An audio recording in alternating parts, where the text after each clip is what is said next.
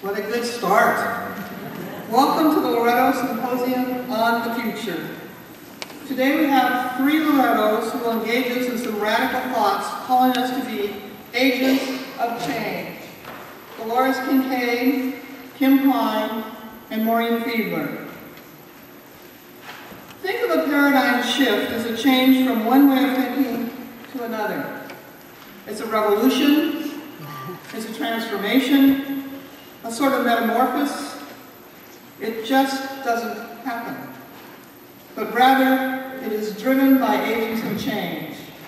It is driven by agents of change. So are you ready for a challenge? Yes. Let's hear about the possibilities of three quite different paradigm shifts. Our first speaker is Dolores Kincaid, and you have some questions that she has presented to us that might be helpful for us to look at before she starts to speak, so we have this a little bit of this in our heads, okay? So the questions are, how do you see Loretto's strengths as both teacher and pioneer, impacting the world, steering toward self-destruction? How can you put into action the spiritual gifts you possess that will enable the world to embrace the new paradigms? One of our strong Loretto values is faith. Dolores Kincaid will talk about the world shift needed in faith, going back to some universal questions. Who am I? Why am I here? Where am I going? This paradigm shift will result in evolutionary consciousness, which Dory defines as expanded consciousness or an expanded awareness beyond mind and evolutionary spirituality as deepened soul. Dory?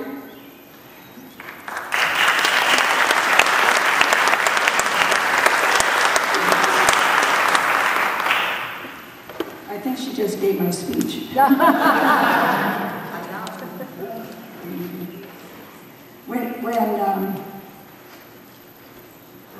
Never mind, Joy, I'm just coming up with your name.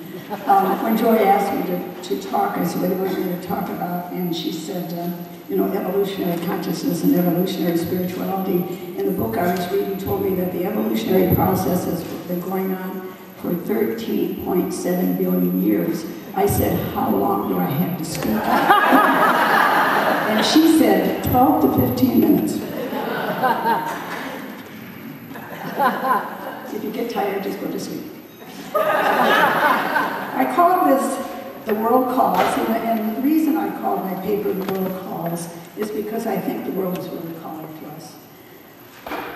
That the world stands on the brink of disaster is a constant refrain from at least half of the humans alive today. Others simply ignore that fact or call it gloom and doom nonsense. However, there are many reputable scientists and spiritual teachers who alert us to consider the new paradigm or paradigms that are or is currently evolving as a new way of thinking coming from current scientific and spiritual perspectives. They are calling us to reconsider those universal questions that have challenged us since the beginning of time. Namely, who am I, why am I here, and where am I going?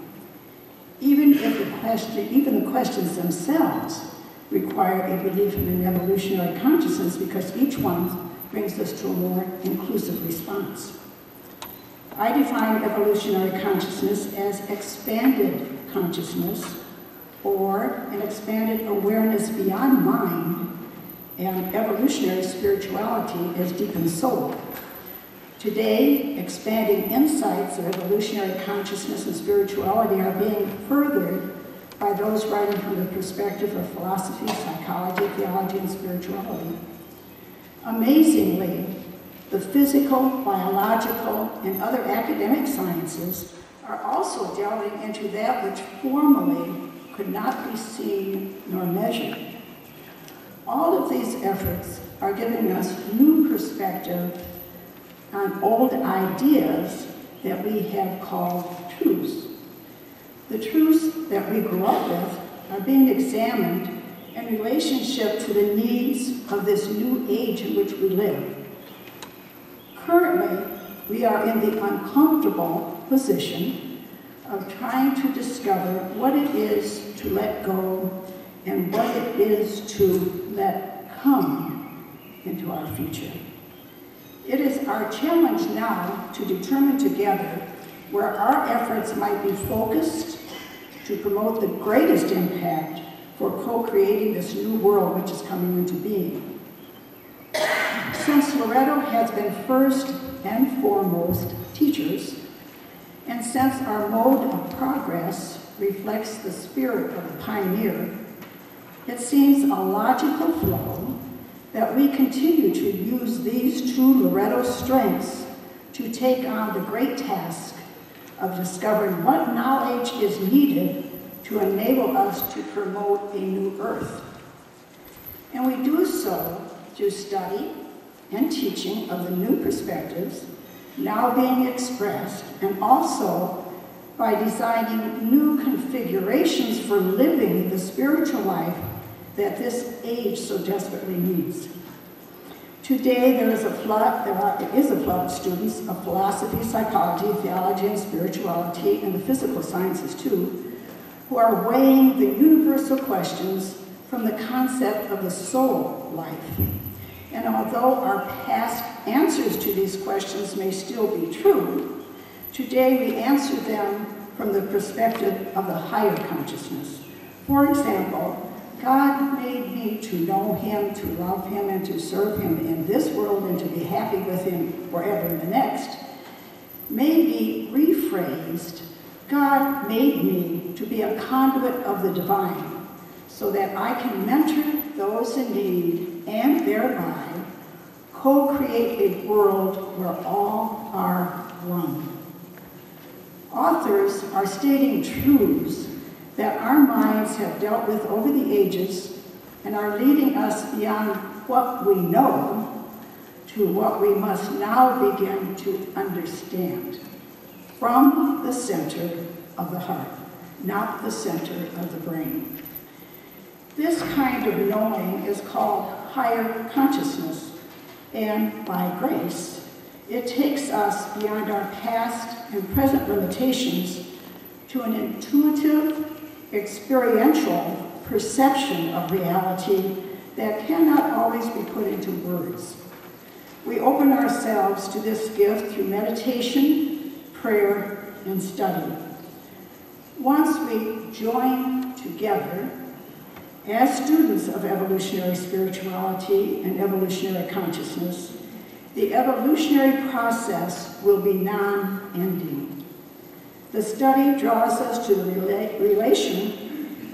realization of our divine mission to go and teach, and also to the amazing conclusion that we are co-creators with the Creator.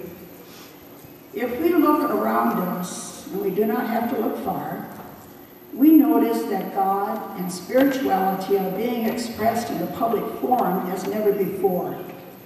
A new paradigm is being expressed and flows from the work of these scientific and spiritual writers. Therefore, there exists an imperative to respond to our world and to begin now.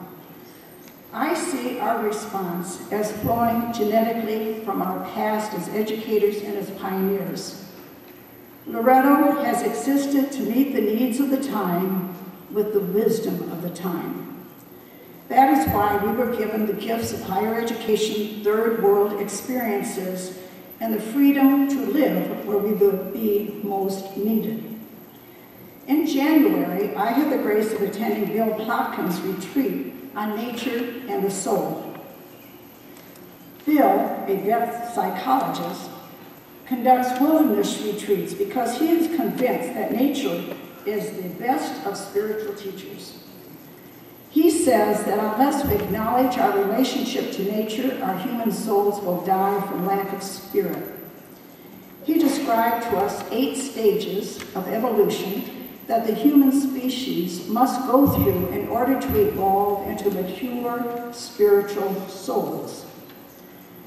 On his visual aid, he pictured a circle divided into 4 parts. The lower half of the circle represents the 4 ego stages, where the ego self is the center of one's attention. These ego states last the longest, and for some are never surpassed.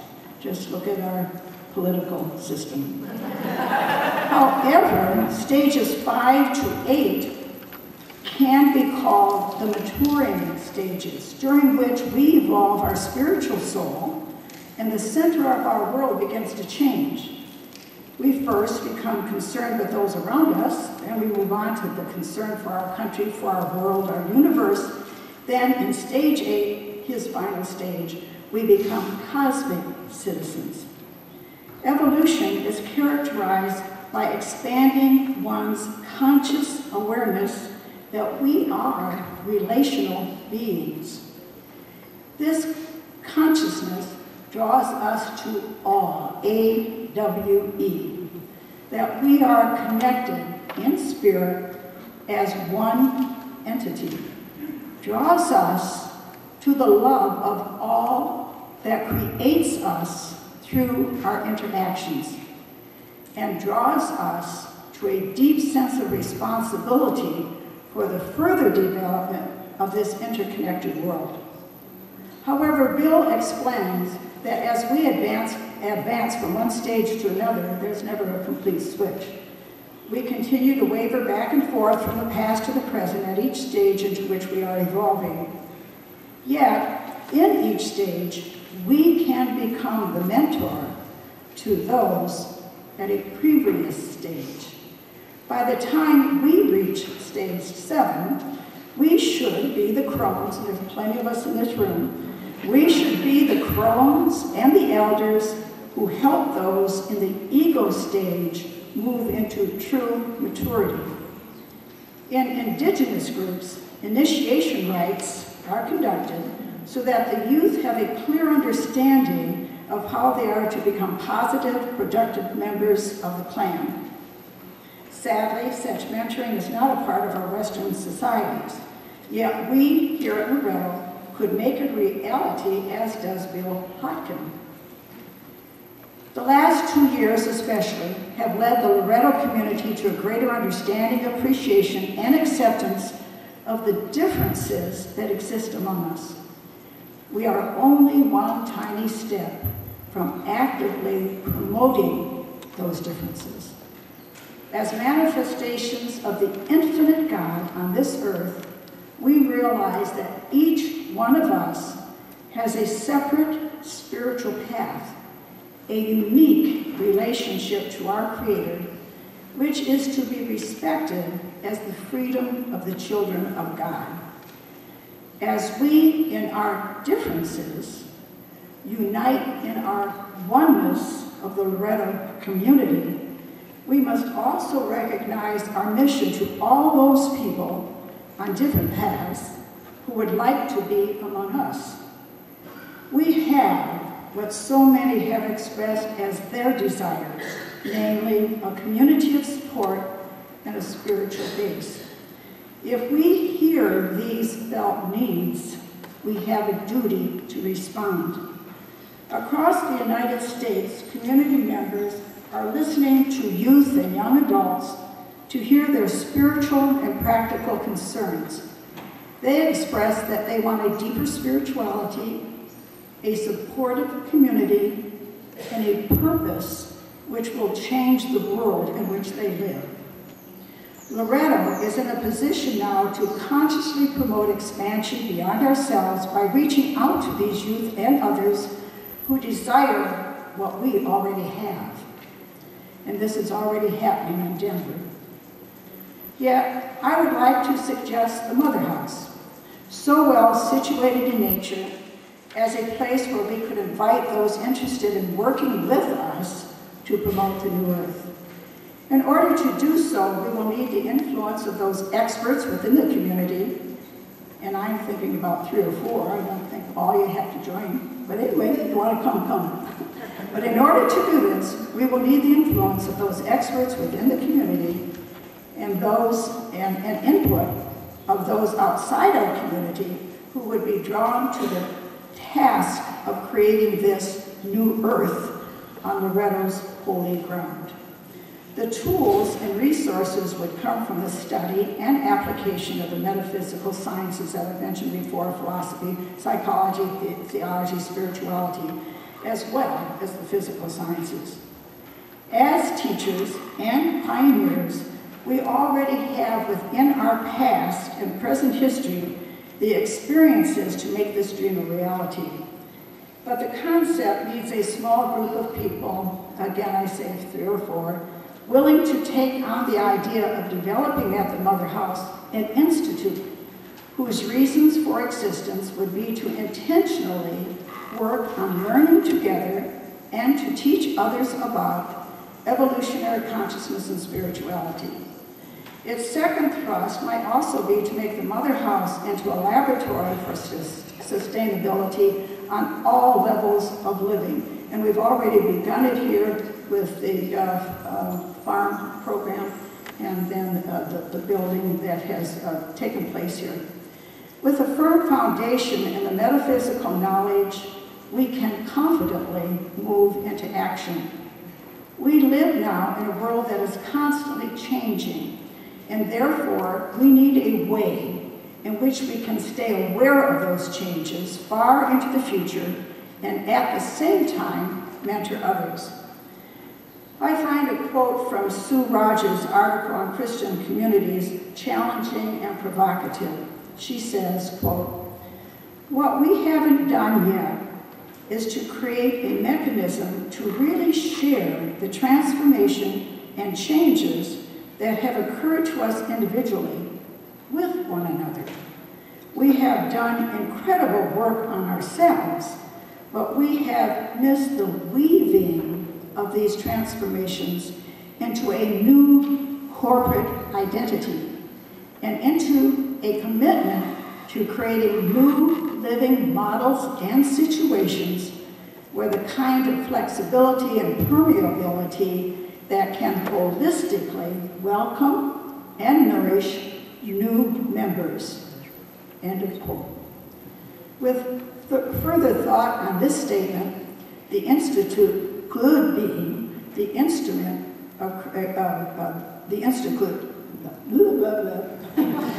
With further thought on this statement, the Institute could be the instrument of creating together this mechanism of which she speaks. And before I end, I want to give 2 comments. One from Judy Canato. Some of you are probably familiar with her writings. And in her book, Field of Compassion. No, not radical. Field of Compassion. The Field of Compassion. Thank you. Isn't it wonderful to have you go here? The Field of Compassion. And she's saying that human nature being what it is, we have to have an impetus to change. We're just not going to go off. And she said there are 2 things that keep us from real change, radical change: fear and our feeling of comfort. And what is it that can give us the impetus to throw away our fears and to walk away from our personal comforts? And she says it's a realization that we are one. So it's that realization that we are one, I think, that is that needs to be our aim for the future in everything we do and teach. The second comment was from Bill Plotkin himself. And at the end of his book, Nature and the Human Soul, he goes through and reviews his dream for changing the world. And then he says, can we do this? And he answers his own question. To my surprise, he says, no. But then he says, but let's not let that deter us. Very good.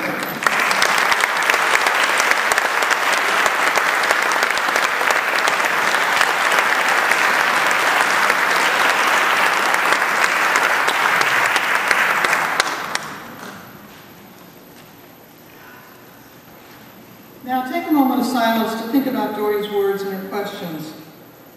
How do you see see Loretto's strengths as both teacher and pioneer in hacking the world, steering toward self-destruction? And how can you put into action the spiritual gifts you possess that will enable the world to embrace the new paradigms?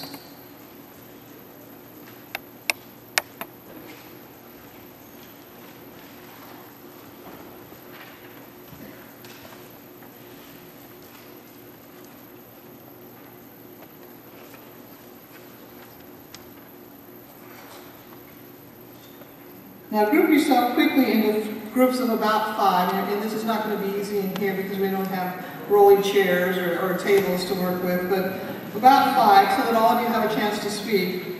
And take about 10 minutes to discuss the questions. Remember to let each person in your group speak without interruption, and then go to the next one.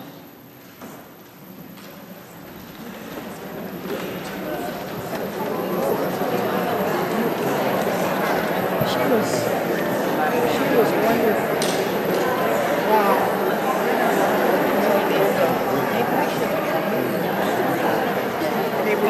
Maybe join. Sure. We'll join you too.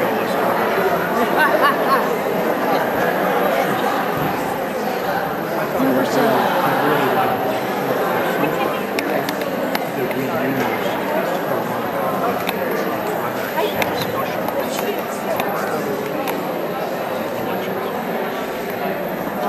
Yes, the Christian community. Right, sit down here. That Sue wrote some years ago. Sue was touched there. She commented that it was almost like central thinking even, she felt it was very dated. But it's not really that dated in many ways because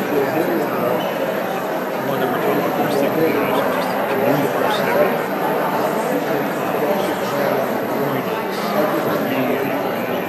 not taking the steps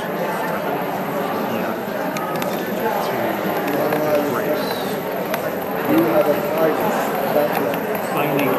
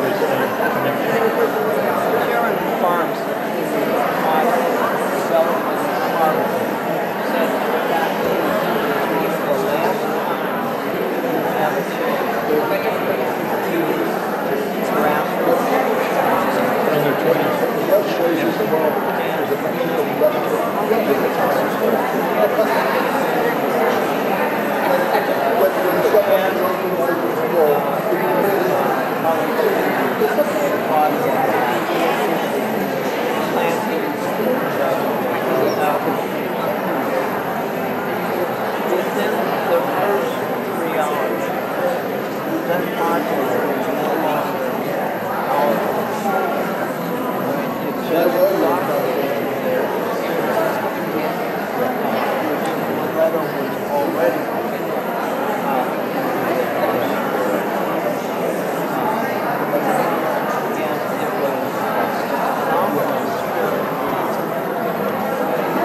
That's a new paradigm.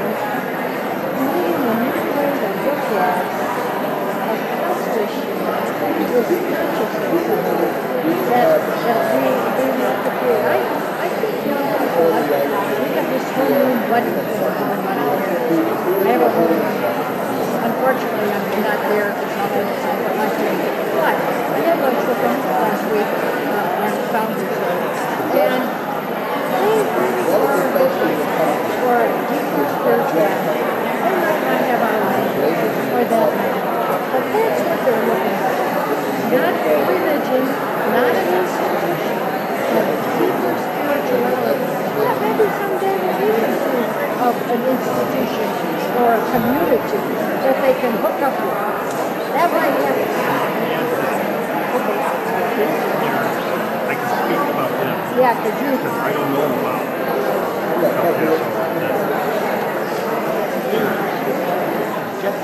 Yes, they do. And then when you go on the you are supported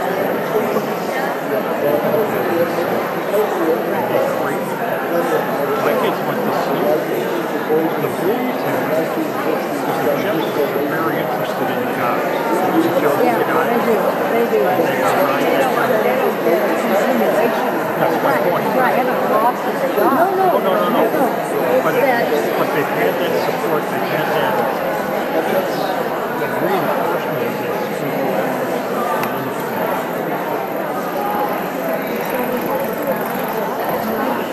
We need to figure out a way to network better our outreach or whatever name we want to give it. I think people in Denver really have tried to put something together to do stuff. But it hasn't touched the whole community. We need to figure out a way to network it, like we've done the Earth Network, the Women's Network, in terms of this consciousness that Loretto has, and how the gospel has influenced us to bring it forward in terms of God's creation. It's still going on. Creation is still going on. Well, what can we help to create that will draw people not to vow membership or even to full membership, but to that awareness that we do have something to offer in community and spirituality. Yes, we do. And how can we draw that in to us so that they have a place? I think they're searching. And we need to listen to them. Yes, we do. More so than us creating something for them. Oh, I don't want to create it for them because I don't know what they need. But I think this is... But I want to have something ready that will be there.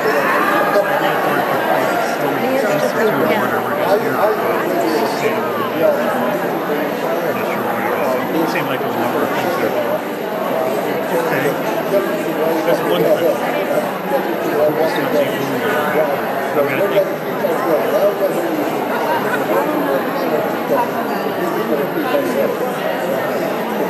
well, Mary Kay and Marie Joanne really do work very hard at an outreach program for women who come, and men, come in terms of in-depth study of justice issues. And they get to know Loretto, they meet at the Loretto, and it's really a very exciting, mutually nourishing thing. But that's just inward. There's everybody else that we need to figure out a way to enlarge it. That's all I'm saying. Yeah, that's what she means. Yeah.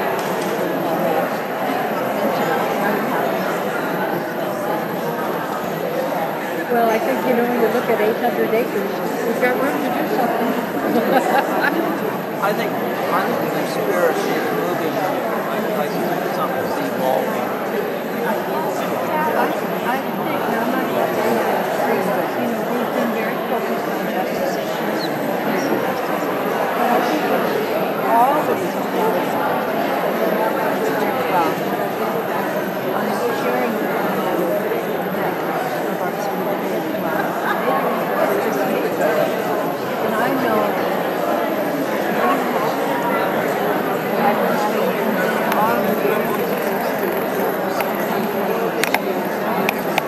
Please bring your conversations to a close for now.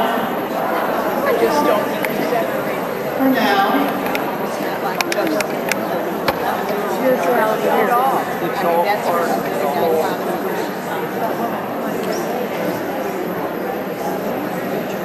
Please bring your conversations to a close for now. We realize that this is not nearly enough time. But think about it. Is this something you would like to spend more of your time developing? That's something for you to think about. Our next speaker is Kim Klein, and let's look at her questions for a minute. How does it feel to give up the idea that in the USA, economic growth matters? How does it feel to give up that idea? Economic growth matters. How do we pursue a quality of life that depends on community and how we relate to each other? How can the knowledge and experience Loretto has developed over 200 years about how to live in community, to live simply, and to take care of each other, be shared with people outside of Loretto? Can this, should this be a new mission? One of our strong Loretto values is justice. Kim Klein will talk about the insights emerging from a number of public health studies which show that in developed countries, such as the USA, economic growth is no longer able to improve the quality of life. The conclusion is that we must create a new paradigm altogether to see any significant progress in addressing our most pressing social problems, particularly the root cause of both of these problems, which is massive income inequality. Kim?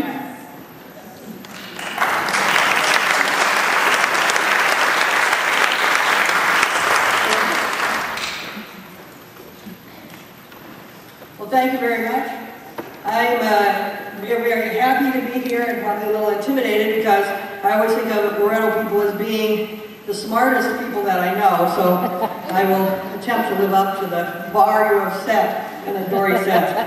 I want to start with just a little look at what's happening in the economy right now, and I think this won't be news to anyone. And I think what's going to appear to be true is it's going to look like I'm going this way in my speech, and then I'm going to go that way, but I'll give you the signal when we turn. As everyone knows, the economy crashed in 2008, and of course it's crashed many times before. Many of us have lived through other downturns. A number of you here present have lived through the Great Depression. But this one in 2008 was a little bit different and, of course, way more serious than the more recent downturns for a number of reasons. And one, of course, it was worldwide. You very rarely see a crash where every country is affected. It also showed us, and this picks up on Dory's thing about we're all one, it showed us how global we really are. So that, for example, the near bankruptcy of the country of Iceland was brought on by the subprime mortgage meltdown in Southern California. It was caused by, among other things, but I think mainly by a combination of very poor monetary policy and very massive greed, particularly on the part of the banking industry, and it was exacerbated here in the United States by a regressive tax structure which started under President Reagan. So we come to the present day. The economy is starting to grow again. In the last quarter of 2011, the Commerce Department reported that the economy grew at a rate of 3%, which was almost twice as much as it had grown earlier in that year. Personal income jumped. Americans earned $13 trillion in 2011. Phenomenal, right? Well, actually horrible, because more than a third of those gains went to the 15,600 super rich households in the top 1/10 of 1% of our nation. Probably 70,000 people achieved 1/3 of all the gains. According to the economist Emmanuel Size, the top 1% pocketed 93% of the economic gains in 2010. Significant for all of us here, I think, no one below the richest 10% saw any gains at all in the last 2 years. In fact, the distance between the top 1/10 of 1% of the population and the 9/10 of that 1% now mimics the distance between the 1% and the 99%. We have this massive, massive coagulation of wealth at the top. And this is a pattern, of course, that's been going on for some time. In the last 2 economic recoveries, most of the gains went to a tiny percentage of people. 45% of the gains under Clinton and 65% of the gains under Bush went to the top 1%. When adjusted for inflation, the bottom 90% of Americans have experienced a $4,800 drop in income from the year 2000, bringing the average income of the average person down to just under $30,000. And just to give you an idea of what this means, and just kind of an interesting little factoid, the 3 richest people living in the world today control more wealth than all the 600 million people living in the world's poorest countries, including the poorest people in our country. So what's to be done? Some of you are like, well, that's a downer. No, what's to be done? The first thing is to make a very radical shift in how we conceptualize our economy. And this shift is being suggested not actually by economists, but by public health professionals, and I'll tell you why in a minute. For decades, those of us working on issues of poverty felt that the solution to poverty, at least one of them, was creating an economy that allowed everyone to get ahead. So we worked for fair taxes, equity in education, access to health care, and so on. These things are still important. If you're working on them, keep doing it. But a great deal of research coming out of public health and public policy schools is asking us to shift our thinking about the central role of economic progress and saying the economy is actually not central. Public health and public policy people have been looking for years at social problems that seem to get worse by economic conditions, but were not themselves strictly economic. And these would be like homicide rates of imprisonment, obesity, substance abuse, high school dropout rates, and so on. And the question they pondered so often was why, in a wealthy country like the United States, did we often have these problems way worse than other wealthy countries? And in fact, why did we have them worse often than other poor countries? That this didn't make sense. Let me give you a couple of examples. Why would a baby born in El Salvador have a better chance of surviving than a baby born in Detroit? Why do Canadians live 3 years longer on average than we do when it's freezing out there?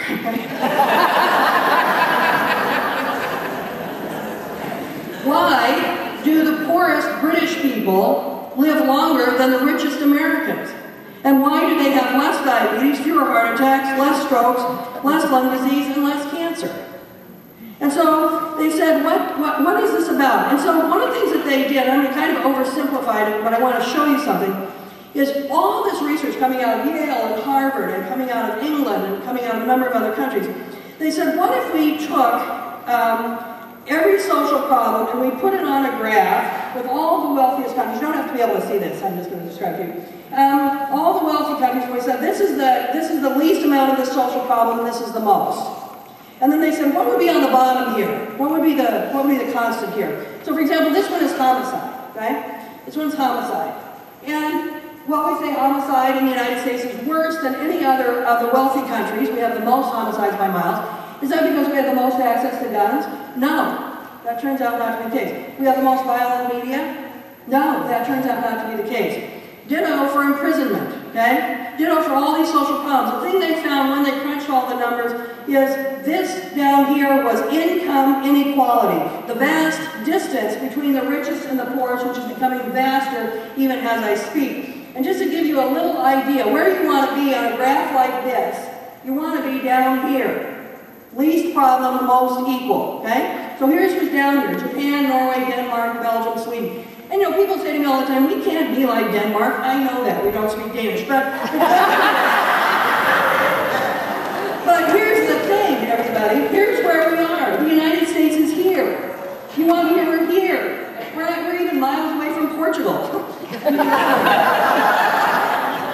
Here's imprisonment, okay? We know I live in California, which has the 4th largest prison system in the world. So we know the United States has a huge prison system. Okay, so here's where you want to be. Here's the United States.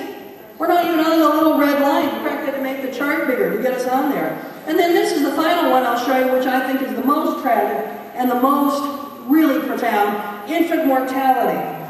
Here's where we want to be, and here's the United States. And I'll leave these. I have a bunch of them. You can look at them. All the other ones on all kind of other things. So, income inequality, and it wasn't just income inequality. It was the they also looked at, it wasn't, because you saw poor countries like, or poor places like Kerala, India, where people there are way healthier than we are, or Cuba. It's not, if everyone is poor, they tend to be better off than if there's vast inequality. That's the issue. And when you look at healthy nations, this is what you see in healthy nations, where, and by health we might say one of the questions that people would mostly answer affirmatively would be, are you happy? Okay? They saw high levels of trust, lots of hospitality. Remember the pianist who was here the other night? She said she banged on the door. I thought you could do that in France. I would not know they've done that in LA. There's a focus on taking care of things that are not your own, like parks and public schools and public places. And there's a great deal of value placed on things that are owned in common. And there's a lot of engagement. These were the things we looked at in healthy communities. And some of you may be beginning to think, oh, I see where she's going with this. So these people concluded that these two public health people who put this together, Kate Pickett and Richard Wilkinson, this is their conclusion. I'm going to read it slowly.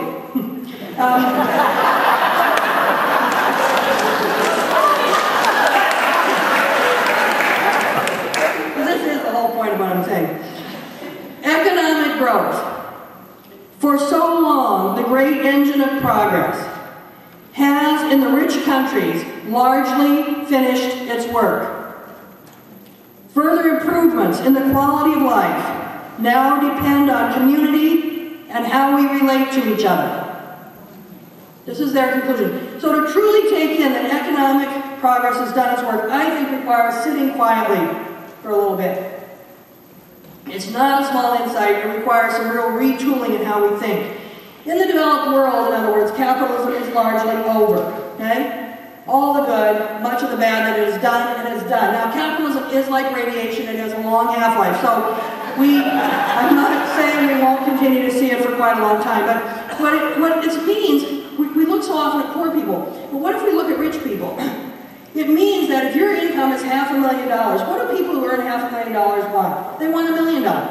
But the simple reality is they will not live longer, they will be no less likely to be shot, their children will not be any less likely to drop out of school, nothing will be less likely to happen to them if they go from $500,000 to $1 million. There is no point in getting richer. And that's a scandal.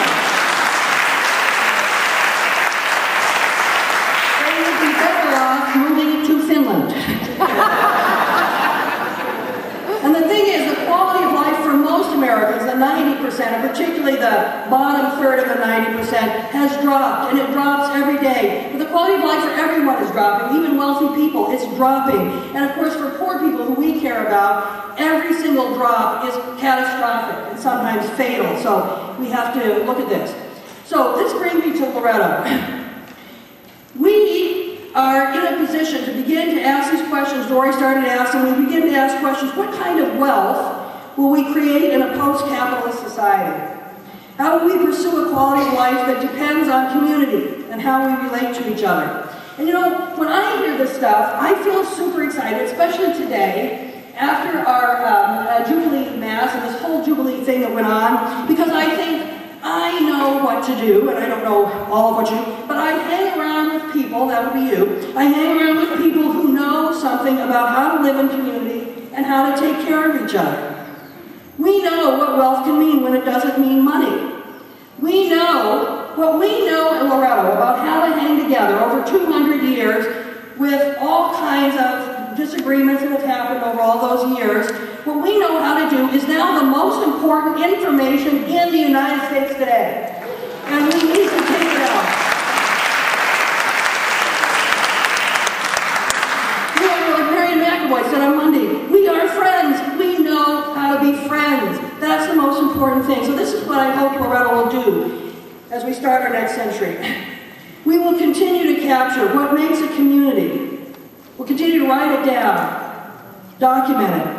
We will build new forms of community on our bedrock values. So the newer members of our community will learn from the longtime members. How did we stay together through all those things? What held us together?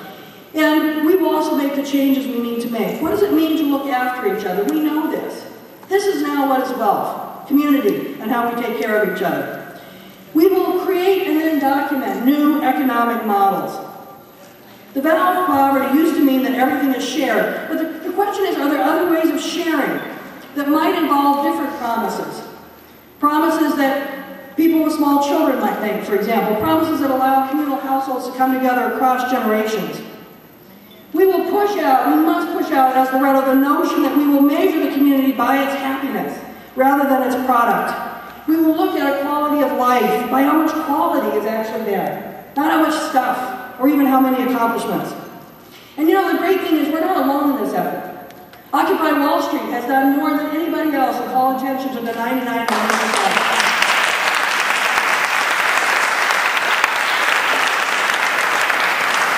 The government of Bhutan, I know a lot of you have been there,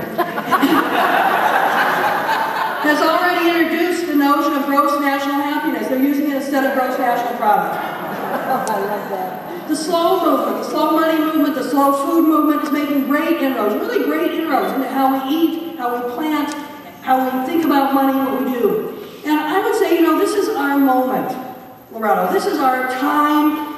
It's not just our challenge. This is what we can do. We know how to do this. And I am so excited to be on this journey with you, which I totally see as a continuation of working for justice and acting for peace. Thank you very much.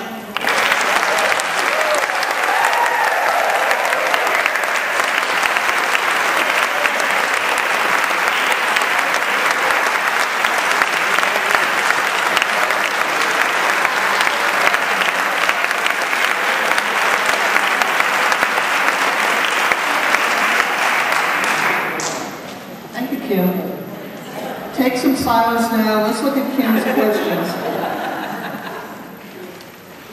How does it feel to give up the idea that in the USA, economic growth matters? How do we pursue a quality of life that depends on community and how we relate to each other? How can the knowledge and experience Loretto has developed over 200 years about how to live in community, how to live simply, and take care of each other, be shared with people outside of Loretto? Can this, should this be a new mission?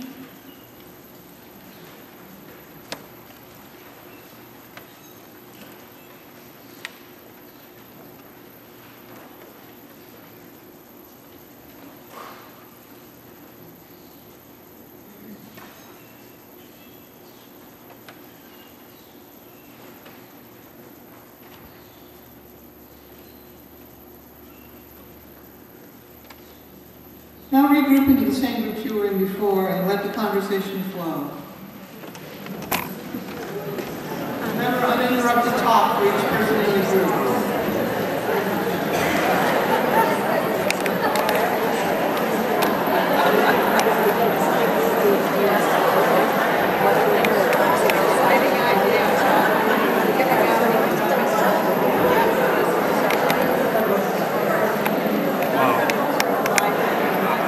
Unfortunately, I think we need to get Kim to work on enthusiasm.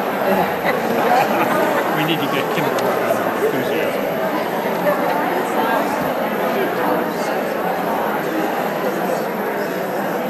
And she knows it. And she knows it.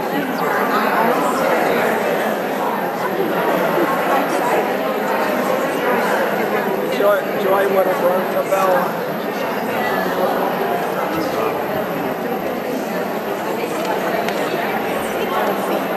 I got one of the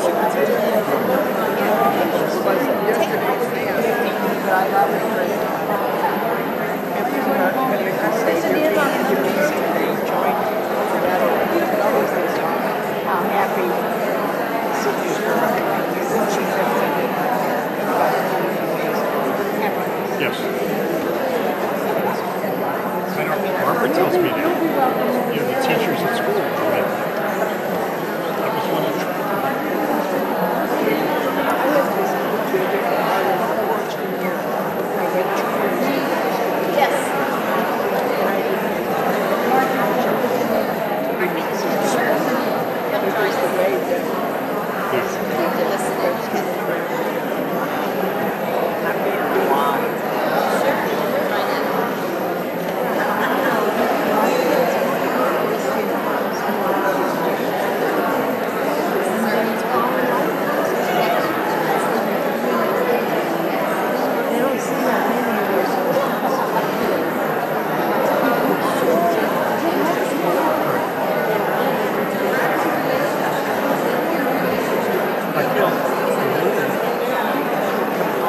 thinking about giving up the idea of economic growth.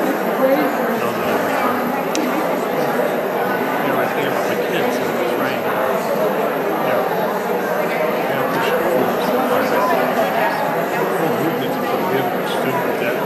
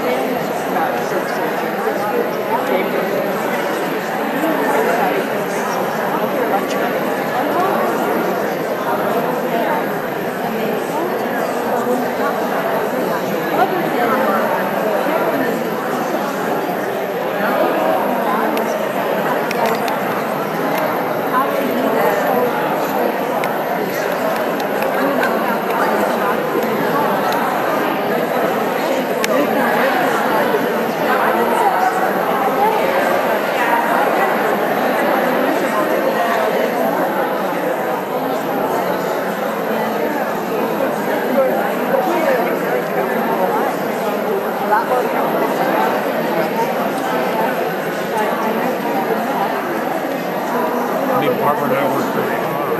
We saved script so we would have so we would be able to support ourselves.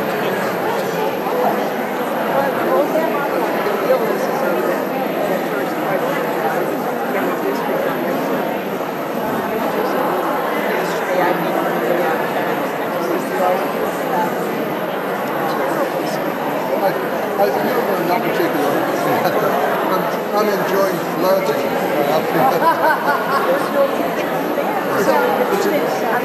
It's a cost of education is skyrocketed compared to whatever the inflation rate was. I mean, where's it? These buildings. That is loose. Yeah. Obama.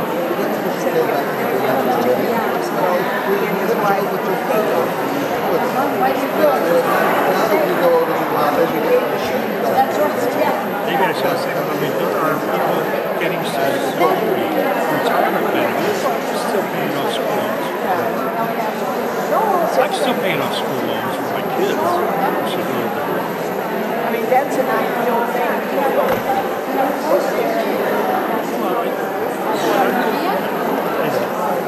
That's why to elect these people to be people who religiously better.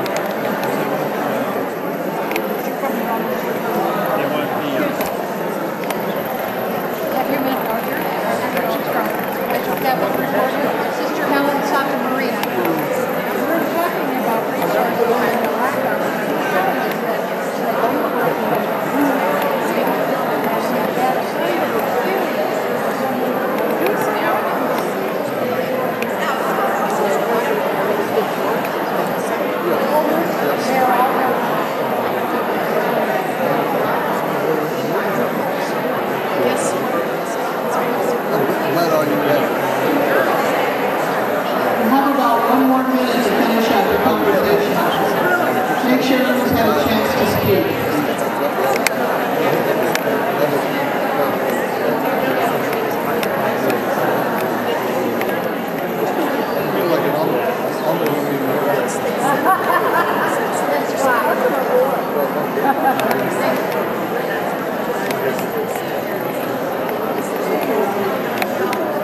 Called Smile, B.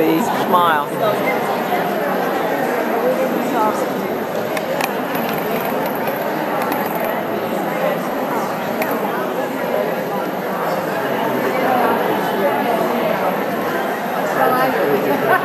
That's okay. I was talking with Matt about it.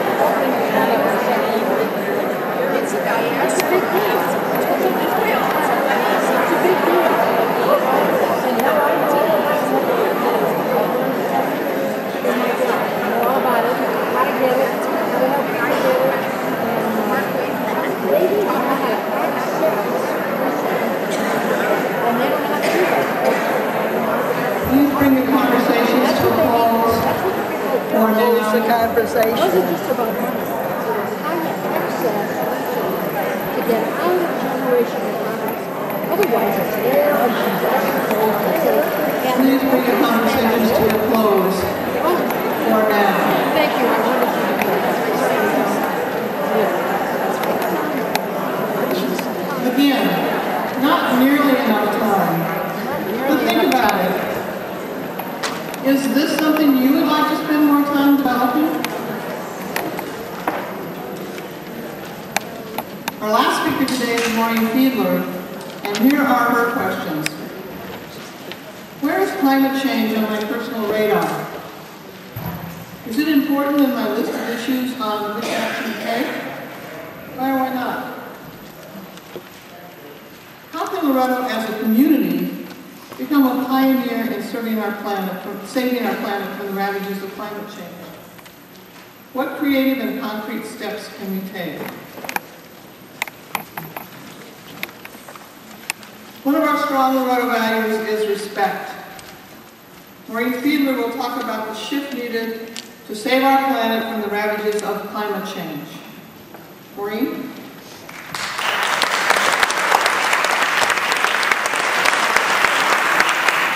Thank you so much. And I got a hard act to follow here with both Dory and Kim. Let me say I'm just delighted to be addressing this wonderful Jubilee gathering. And I have a prepared text, but I want to say something about this issue before I get started from my own heart. I think this issue is the issue of the 21st century, climate change. If we don't save the planet we are living on, what else are we going to do? And it is in serious danger. So 200 years is quite a milestone, but I want us to have another 200. And that depends upon doing something drastic, even revolutionary, in order to save Mother Earth. I believe the signs of the times are calling us to work tirelessly to stem the tide of climate change and create a planet beneficial to all. This is what the saintly Thomas Berry called the great work of our age. Now, many of us are already active. We have an Earth network. But I think this work will call us to move beyond our comfort zones in many ways. I know from my own interfaith work that this is an interfaith enterprise. We will be working not just with Catholics, but with Jewish leaders who talk about tikkun olam, the repair of the earth. Groups like the Green Muslims that I met in Washington, D.C., with earth-conscious Buddhists like the great Dalai Lama himself. It includes mainstream Protestants, evangelicals, and scientifically attuned humanists and atheists. And hey, even the Vatican is on board on this issue. It's true, this is an issue where we can work with them. Now, as Dory reminded us, we in Loretto have a very strong legacy of being teachers and pioneers, and I am convinced we can build on that and make important, decisive contributions in this great work of our age. But I believe, and I so treasure what Dory said about the spirituality, the evolutionary spirituality, but that has to be the foundation for works of advocacy and action that will actually move changes on our planet. And so I'm going to not talk about spirituality, I'm going to talk about science, politics, and concrete solutions that I think Loretto can offer in today's world. And I think we have it. I mean, I am hopeful. I'm not somebody who sits around and says, oh my God, what are we going to do? No, young people are coming and we're too old to work 8-hour days. We got here the basis for making great change in the world on this. We just have to think creatively about who we are and our resources. Now, I'm going to begin by taking a quick look at Mother Earth and climate change itself. And it's not that many of you, I'm sure, are familiar with climate science. A lot of you, no doubt, have seen Al Gore's movie, An Inconvenient Truth. If you haven't, I recommend it. But I do want to quickly run through the basics. I think it's good to be reminded what inaction can do. And so, first of all, let me say, just because we hear the opposite so often these days, climate change is real. This is not some fantasy of the left-wing fringe in the Democratic Party. All right? This is the consensus of world scientists. Check out on the web the Intergovernmental Panel on Climate Change and read their reports over 22 years. All right? So, and let me also be blunt about who's funding this hoax that you hear that climate change is a fake. The funding is coming from the very economic sources that will lose money if, in fact, we move to renewable energy.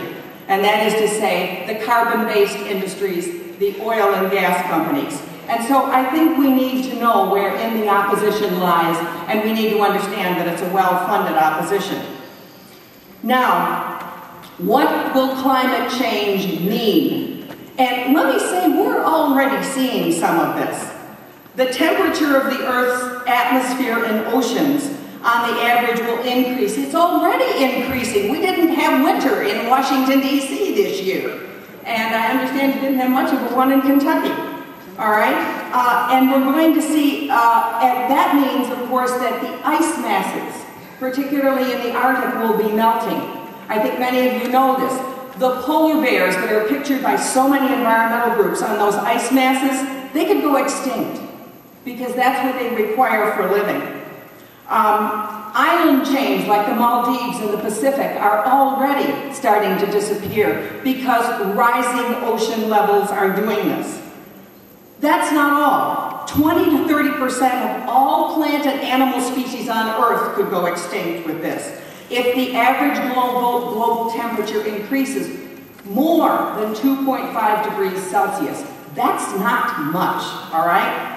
And we'll experience increasingly erratic weather patterns. Have you seen any of those lately? A few little tornadoes here and there and so forth. And tropical cyclones in some areas and severe drought in others. Now, I must hasten to say, responsible climate scientists will tell you, you cannot link any one weather event with the larger patterns of climate change. Rather, it's the frequency and the ferocity and the patterns of these events that are going to be the evidence of climate change. And it's important to know we're not just talking about earth and ice and air. We're talking about people. We're talking about species. We're all one as we understand this new spirituality. Climate change is, if anything, a poverty issue. Unchecked rising oceans will affect the poorest people in the world most strongly. The people who live in the delta valleys of Asia, particularly India, Bangladesh, the Yangtze Valley of China. Millions of poor people will become climate refugees, seeking a new place to live in an already overcrowded world. Think for a minute about the attempt to cross borders, millions of climate refugees, and the potential for war that's in that kind of action. We have long been concerned about the poor, the vulnerable, justice, and peace. This has real implications for that. And in the Northern Hemisphere, too. Think about the Netherlands, New Orleans, the Florida Keys, New York, Long Island. These could disappear. Literally, because they are very low in terms of sea level. Africa, already the poorest continent on Earth, is predicted to experience, by 2020, folks, that's only 8 years away. severe drought that could affect 75 to 250 million people, and is in danger of severe famine because of the shortage of rainfall that would be brought on by climate change. Now, why is this happening? I mean, I could go on and on and on, but it's good to be reminded, I think, of what this means. The Union of Concerned Scientists, a very reputable group, puts it this way. Why is it happening? Think of a blanket covering the Earth. When carbon dioxide, methane, and other heat-trapping emissions, commonly called greenhouse gases, are released into the air, they act like a blanket, holding heat in our atmosphere and warming the planet. We need some, but we have much too much, and that blanket is getting thicker and heavier. Now, what's causing that? Industrialization. Driving cars, using electricity, operating our homes and business when we use carbon-based fuels like oil and gas. Another major factor is tropical deforestation. When forests are burned, this releases huge amounts of carbon dioxide into the atmosphere, and when they no longer exist, forests are not here to absorb the carbon dioxide, which is their historic function in nature. So what can we do? Most of you know what we can do as individuals, all right? You know, drive efficient cars, use public transportation, get those funny little light bulbs that are fluorescent, compact fluorescents. Look for the Energy Star label when we buy appliances, all right? We can, as I did this year, have an energy audit of the place we live and get it insulated, all right? I discovered it saves a lot of money when you do that. But individual action is not enough. Systemic change requires systemic action. We all need to follow the latest legislation, good and bad, that affects the emission of greenhouse gases. And there's a lot of baddies out there. And we need to let our members of Congress know where we stand consistently and often. But I think we need to go further. I think we need to join. And we're already a part of this, but rev it up, I guess. Join the civil rights movement for Mother Earth. We need to become the Rosa Parks of the civil rights movement of Mother Earth. And sometimes that means lobbying, sometimes that means demonstrating publicly, or maybe using nonviolent civil disobedience, as was used quite effectively in the recent protests over the Keystone Pipeline. Now, I think Loretto can lead in this, in the recovery of our planet. First of all, we have been teachers. We can do a lot to stop the myth that climate change is somehow unreal. And let me say, when we think about education, forget the classroom. That's part of education. That's not all of it. Much of it is done in the mass media these days. Much of it is done on the internet, with your blogs, with the emails, with the petitions you sign. Some of it comes out in books, like this one on Earth Saints from the Earth Network, just published and just sent to every graduate of our high schools this year. Or, if you want to find out more, you can go to earthsaints.org, where you can get more information on this. So we can do that. But you know, education is also by example. I think the best educational effort we've got on the environment right now is that magnificent array of solar panels next to our center in Denver, Colorado. That is absolutely... Think about the people who drive by that and say, what are those things? Yeah, what are those ones doing now? You know? And then they find out, solar energy. Oh yeah, I heard about that somewhere. All right, and the best educational effort we've done with young people are the 15,000 trees that were just planted right here on the Loretto campus. Terrific. So I like Dory's idea for a center here at the heart of our founding. And by the way, I think we need to reclaim Mary Rhodes and Ann Havern and Christina Stewart as women of the earth of Kentucky. I mean, what else did you do in 1812? I mean, they had to have been women who were great lovers of the earth. It was their very lives.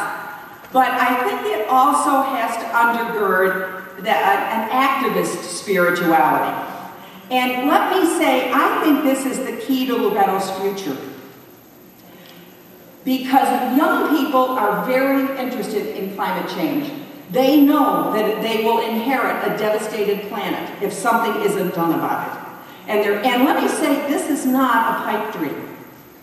I see the potential for this when I look at the Loretto volunteers in Washington, D.C. Last year, 5, this year, 5 new ones. They live in a house together, very simply, very ecologically.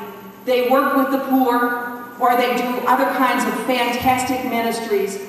But you know something? They're excited about Loretto values.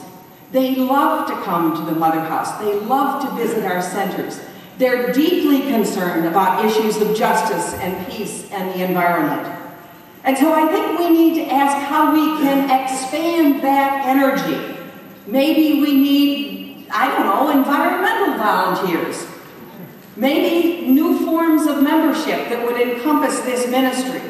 New ways in which vowed and co-members can become involved, even from wheelchairs. This is not something that requires, getting out and digging and planting one of those trees in actuality. And finally, Loretto has a rich history of public advocacy. Our sisters marched in the civil rights movement, protested the Vietnam War, and just about every war since then. The conflicts in Central America. We stood for the Equal Rights Amendment, to name just but a few causes. And we're justly proud of that heritage. The cause of planet Earth will require the same fortitude of us. It will require resurrecting our Loretto tradition of public advocacy and civil disobedience.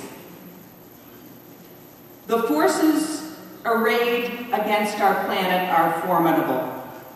But Loretto is also formidable. We have 200 years behind us, and I'd like you to name an oil or gas company that can say that.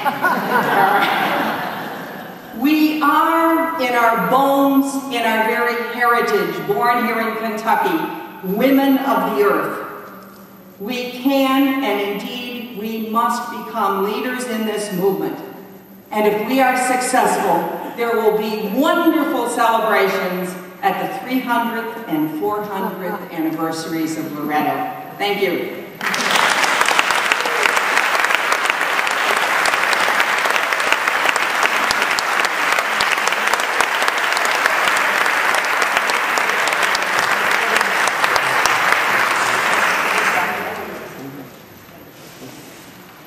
Take a moment to think about Maureen's words and her questions.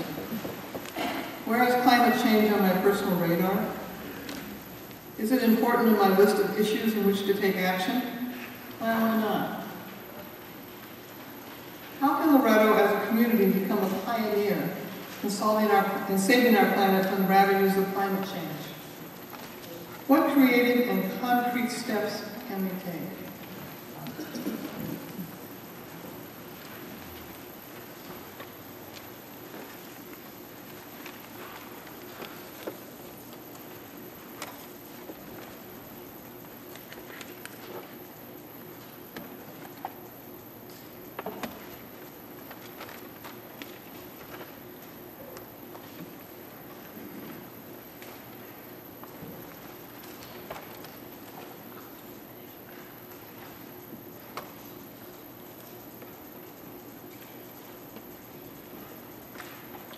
And now go back to your groups. We're not going to take as much time this time, not because this isn't important, it's vitally important, but because our last activity includes going outside, and I sense a change in the weather.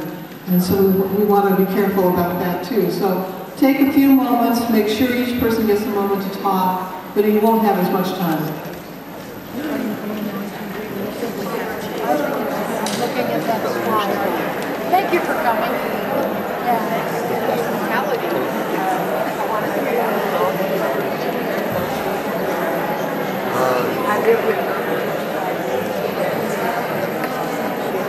I saw the photograph of it last time I saw it. Yeah. Thank you very much. no beginning. And where did this English Mountain Catholic.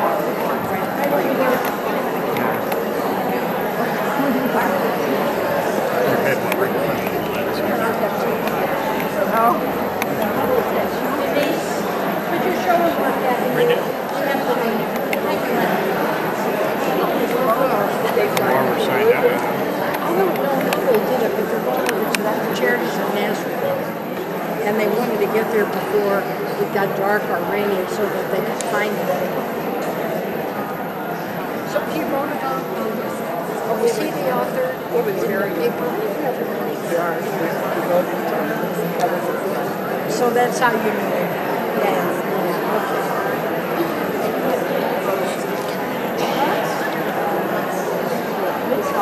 Good solid devotion. Okay, I like that.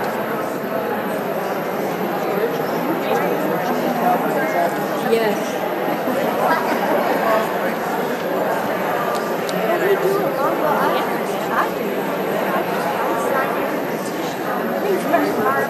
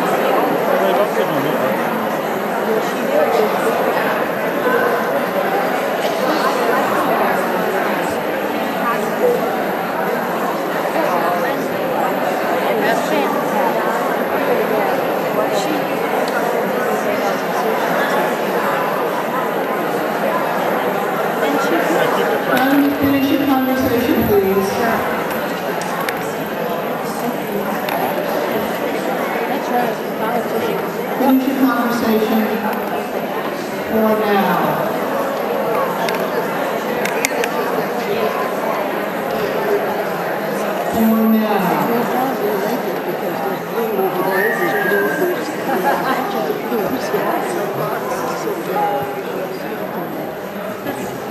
course, this is just the beginning. We cannot hope for a paradigm shift in the few moments we've spent with these world-changing ideas. But we can hope for that shift globally as we continue to be the necessary change agents. These ideas will become part of our ongoing discernment process for further discussion and possible action. The talks will be on the website very soon, on the website, the Jubilee information. And we will take further discussion and possible action as we step into the future in good company. Let's hear it for our presenters.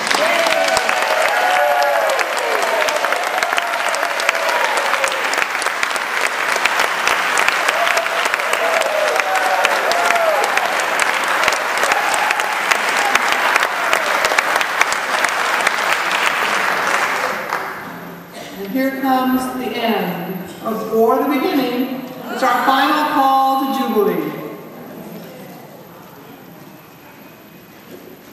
As we come to a close of our formal time together, we wanted to take a moment to extend some gratitude to people who have helped make this happen.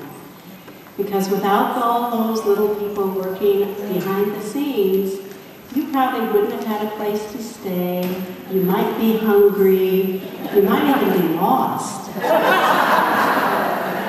So initially I'm going to mention people from the local community and some of the workers here, and I do ask you to hold your applause until we get to the end.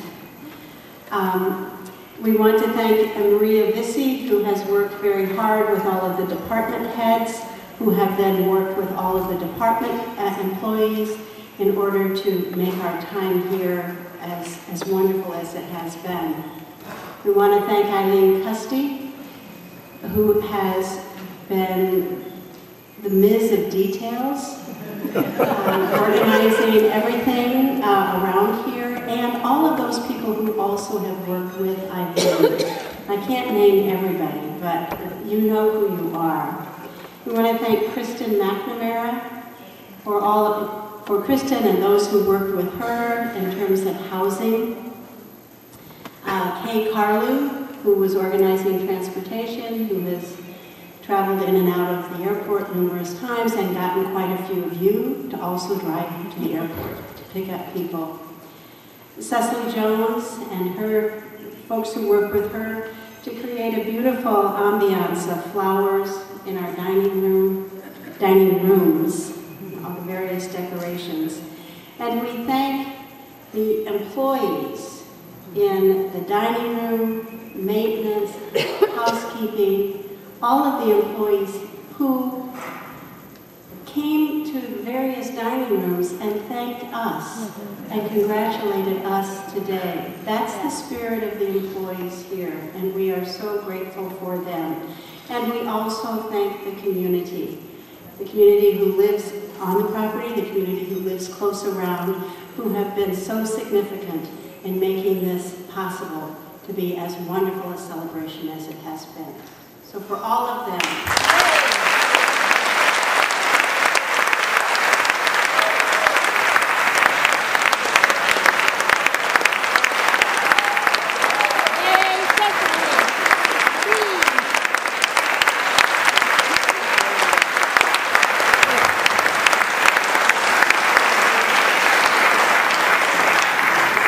I also want to thank the National Jubilee Committee, who really is the group who has planned the programming for our time here today.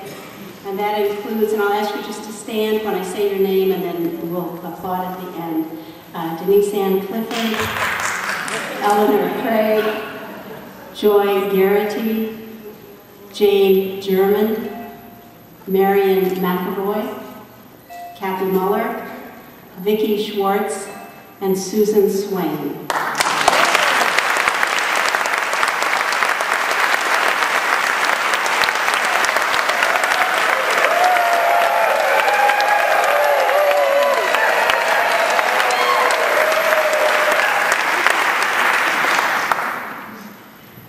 So these have been amazing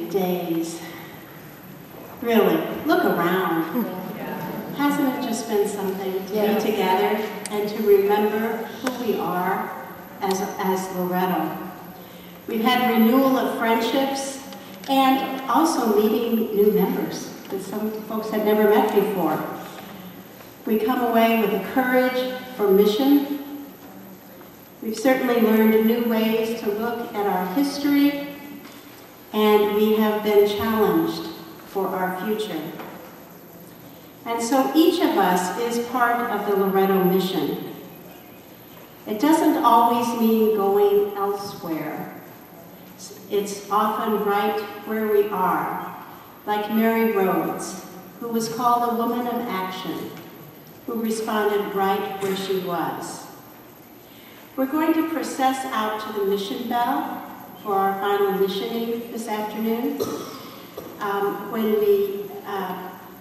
As we go, in the church here, we'll be hearing the music from the 2002 Journey, One Journey to Everywhere. The years come and go, but the calling is still the same. Together we stand here united in Jesus' name. Give us the courage, give us the strength to be what you want us to be. One journey to everywhere. Though the road be long, we must travel there. There is no turning back, for lack of the spirit that carries us with the hopes, the dreams of those who build a new day. There is no turning back. So the music will go on in here as we process out. We can process out through the main doors, and those who are in wheelchairs and walkers to come through the courtyard and join us. We will sing along the way. We give you glory, thanks, and praise. When we get out to the mission bell, you'll have a chance to say out loud places in terms of mission. Places we have gone to in the past, places we are at now, and places we feel called to in the future. It's not always a place. Sometimes it's also an area, an issue, and so forth. And then we will have our final missioning as we are sent forth as the Loretto community to step into the world. So Eileen is going to start the music, and we will process out this way.